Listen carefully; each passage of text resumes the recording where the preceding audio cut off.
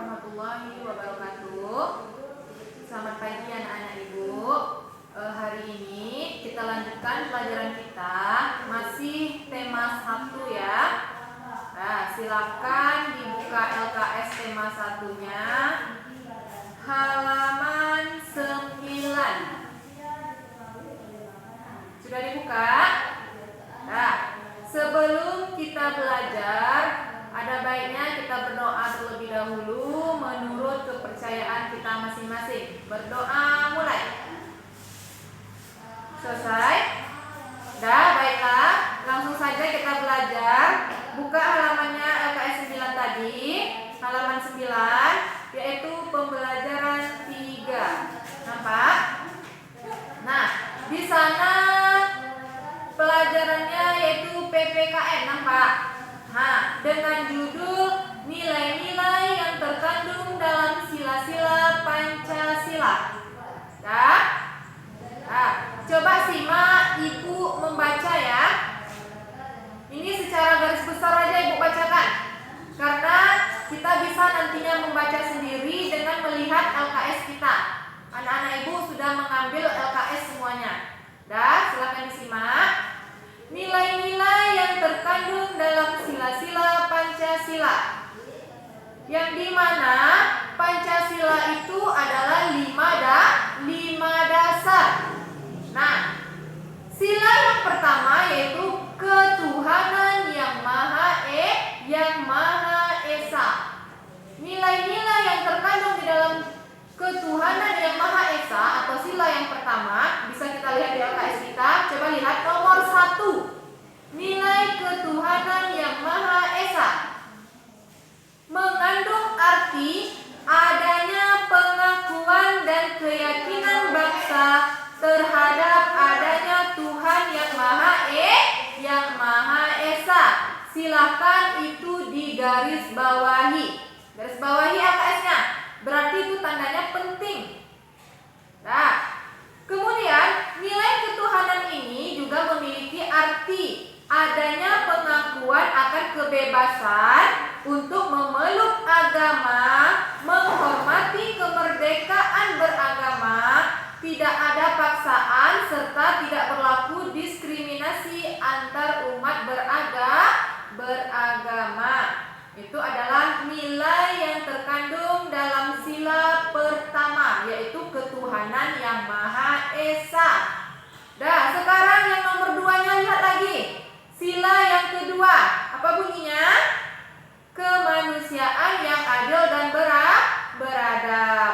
Nilai yang terkandung dalam sila yang kedua ini itu mengandung arti kesadaran sikap dan perilaku sesuai dengan nilai-nilai moral dalam hidup bersama atas dasar tuntutan hati nurani dengan memperlakukan sesuai hal sebagaimana mestinya.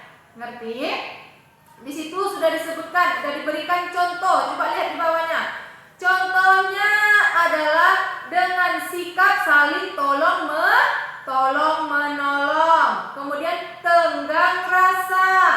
Kemudian membela kebenaran dan keadilan. Itu adalah contoh dari nilai-nilai yang terkandung dalam sila kedua. Silahkan digaris bawahi yang ibu bilang tadi. Sudah? Nah, sekarang sila ketiga lagi, yaitu Persatuan Indonesia. Nilai yang terkandung di dalam Persatuan Indonesia ini mengandung makna, yaitu usaha ke arah bersatu dalam kebulatan rakyat untuk membina rasa nasionalisme dalam Negara Kesatuan Republik Indonesia, dalam NKRI. Nah, itu adalah nilai-nilai yang terkandung di dalam sila ketiga. Nah, silakan digaris bawahi lagi. Itu tandanya berarti penting ya. Nah, yang keempat lagi. Sila yang keempat apa bunyinya? Kerakyatan yang dipimpin oleh hikmat kebijaksanaan dalam permusyawaratan perwakilan. Nah, nilai yang terkandung di dalam sila keempat ini yaitu mengandung arti atau makna suatu pemerintahan dari rakyat, oleh rakyat, dan untuk rakyat dengan cara musyawarah mufakat melalui lembaga-lembaga perwakilan. Titik di situ ya. Nah, silakan digarisbawahi. Berarti dari rakyat, oleh rakyat, dan untuk rakyat. Sudah digarisbawahi? Nah, contohnya ada situ, misalnya katanya ya. Misalnya memberi kebebasan untuk berpendapat, kemudian tidak memaksa kehendak orang lain, kemudian melaksanakan keputusan bersama secara bertanggung jawab. Itu adalah contoh dari sila keempat. Kalau mau digarisbawahi contohnya lebih bagus lagi. Sudah digarisbawahi? Ini secara garis besar aja ya Ibu terangkan ya. Nah, sekarang di sebelahnya lagi ada sila kelima yang bunyinya keadilan sosial bagi seluruh rakyat Indonesia. Nah, apa nilai yang terkandung di dalam keadilan sosial bagi seluruh rakyat Indonesia ini? Nah, silakan digarisbawahi. Nilai keadilan sosial bagi seluruh rakyat Indonesia mengandung makna sebagai dasar sekaligus tujuan, yaitu tercapainya masyarakat Indonesia yang adil dan makmur secara lahiriah atau batiniah. Berarti menciptakan masyarakat yang adil dan makmur. Ini dia nilai yang terkandung di dalam keadilan sosial bagi seluruh rakyat Indonesia. Berarti harus adil dan makmur. Itu dia intinya. Sudah tahu?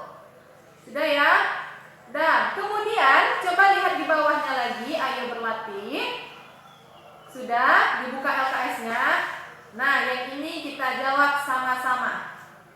Ya, berilah tanda centang atau checklist ya pada kolom yang sesuai. Nah, itu kan kolomnya ada 5 tuh. Nah, berarti kolom yang pertama itu adalah sila pertama, sila kedua, sila ketiga, sila keempat, dan sila kelima. Coba lihat nomor 1. Kita jawab sama-sama. Mengikuti pemilihan ketua kelas.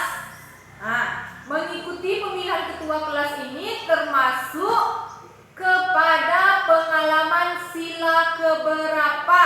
Sila pertama, kedua, ketiga, keempat, atau kelima? Coba dilihat lagi LKS-nya ke sebelah. Memilih ketua kelas termasuk pengalaman sila keberapa? Sila keempat. Jadi silakan diconteng atau dicentang kolom yang keempatnya.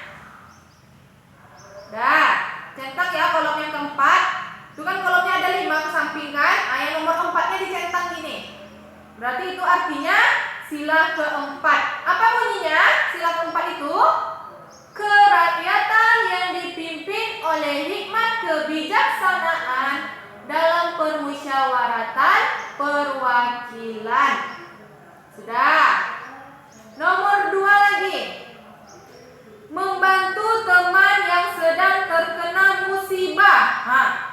Termasuk kepada pengalaman sila keberapa tuh? Membantu teman yang terkena musibah adalah pengalaman sila kedua. Nah, dicentang kolom keduanya. Ya. Kolom yang nomor 2 dicentang. Nah, apa bunyi sila kedua? Kemanusiaan yang adil dan beradab. Berarti melihat atau membantu teman yang terkena musibah itu adalah nilai kemanusiaan, berarti adalah sila kedua. Dan yang nomor 3 lagi. Gemar menabung dan menghemat uang jajan. Nah, menabung dan menghemat uang jajan adalah termasuk pengalaman sila keberapa kira-kira tuh? Menabung dan menghemat uang jajan. Berarti tidak boros ya. Nah, adalah pengalaman sila kelima. Apa bunyi sila kelima? Keadilan sosial bagi seluruh rakyat Indonesia. Kenapa disebut sila kelima itu, Bu? Sila kelima ini kan tadi keadilan sosial. Berarti antara hak dan kewajiban itu harus adil. Menabung dan menghemat uang jajan. Berarti kita kan tidak boros. Nah, antara hak dan kewajiban bisa kita seimbangkan. Kalau sudah imbang antara hak dan kewajiban, berarti kita sudah mampu adil. Nah, jadi karena kita sudah adil, makanya itu termasuk kepada pengalaman sila kelima yang bunyinya adalah keadilan sosial bagi seluruh rakyat Indonesia. Nah, silakan dicentang kolom yang kelimanya.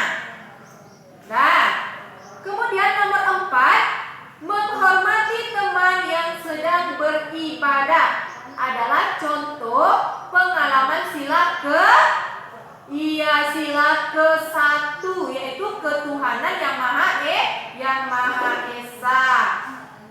Lanjut yang terakhir, mencintai dan membeli produk dalam negeri adalah contoh pengalaman sila mencintai dan membeli produk dalam negeri adalah contoh pengalaman sila ketiga.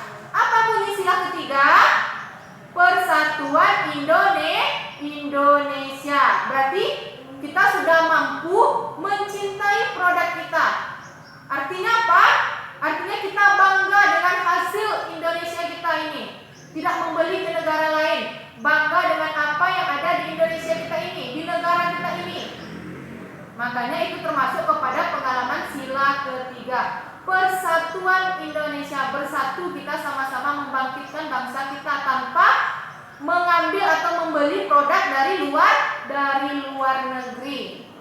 Nah, silakan dicentang kolom yang ketiganya karena itu adalah sila ketiga.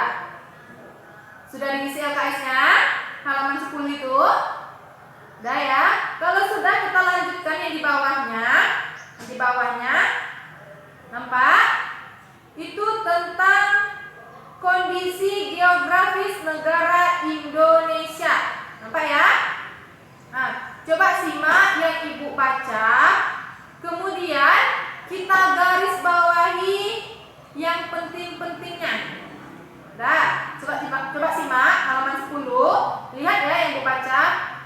Keadaan Indonesia dipengaruhi oleh letak geografis dan astronomis. Nah, letak geografis adalah, silakan digarisbawahi itu, berarti itu adalah pengertian dari letak geografis. Garis bawahi. Letak geografis adalah letak suatu wilayah yang dilihat dari kenyataannya di permukaan bumi. Titik. Nah, nampak ya? Kemudian lanjutannya, secara geografis Indonesia terletak antara dua benua, yaitu benua Australia dan benua Asia. Kemudian terletak juga di antara Samudra Hindia dan Samudra Pasifik. Jadi benuanya dua, samudranya juga dua. Benua Asia dan benua Australia, kemudian Samudra Pasifik dan Samudra Hindia. Sudah ya? Boleh itu digarisbawahi. Nah, kemudian dilanjutkan ke sebelahnya. Letak Indonesia secara geografis berbatasan dengan negara-negara lain. Yang pertama, sebelah utara berbatasan dengan Malaysia, Singapura, dan Filipina. Kemudian sebelah barat berbatasan dengan Australia. Sebelah timur berbatasan dengan Papua Nugini. Nampak? Dan sebelah selatannya berbatasan dengan Samudra Hindia. Ini sering ya masuk ke dalam ujian, harus diingat. Nah, kemudian di bawahnya lagi, letak astronomis adalah, berarti itu adalah pengertian letak astronomis. Silakan digarisbawahi sampai titik. Letak astronomis adalah letak suatu wilayah yang dilihat dari posisinya di garis lintang dan garis bujur. Titik. Garis bawahi sampai situ. Nah, kemudian ini ada pengertian garis lintang dan garis bujur. Silakan juga digarisbawahi. Garis lintang adalah garis khayal yang melingkar secara mendatar di permukaan bumi. Kemudian garis bujur adalah garis yang menghubungkan kutub utara dan kutub selatan. Silakan digarisbawahi. Sudah? Sudah. Kemudian yang terakhir yang harus digarisbawahi lagi, yang paling akhir, letak astronomis Indonesia adalah di antara 6 derajat LU. LU itu adalah lintang utara. Kemudian sampai 11 derajat LS, lintang selatan, dan 95 derajat BT. BT itu adalah bujur timur, sampai 141 derajat BT, bujur timur. Silakan digarisbawahi. Ini sering ya keluar di ujian ya. Berapa letak astronomis Indonesia? Nah, sering tuh soalnya seperti itu. Jadi ini harus kalian hafal. 6 derajat lintang utara sampai 11 derajat lintang selatan dan 95 derajat bujur timur sampai 141 derajat bujur timur. Hafal tuh besok. Sudah? Sudah digarisbawahi? Nah, sekarang tengok latihan di bawahnya lagi. Ayo berlatih. Ada 5 buah soal. Soal yang pertama, apa yang dimaksud dengan letak geografis? Nampak? Kemudian di bawahnya ada soal nomor 2, nomor 3, nomor 4, dan nomor 5. Ini adalah tugas anak-anak ibu di rumah. Silahkan dikerjakan di buku latihan.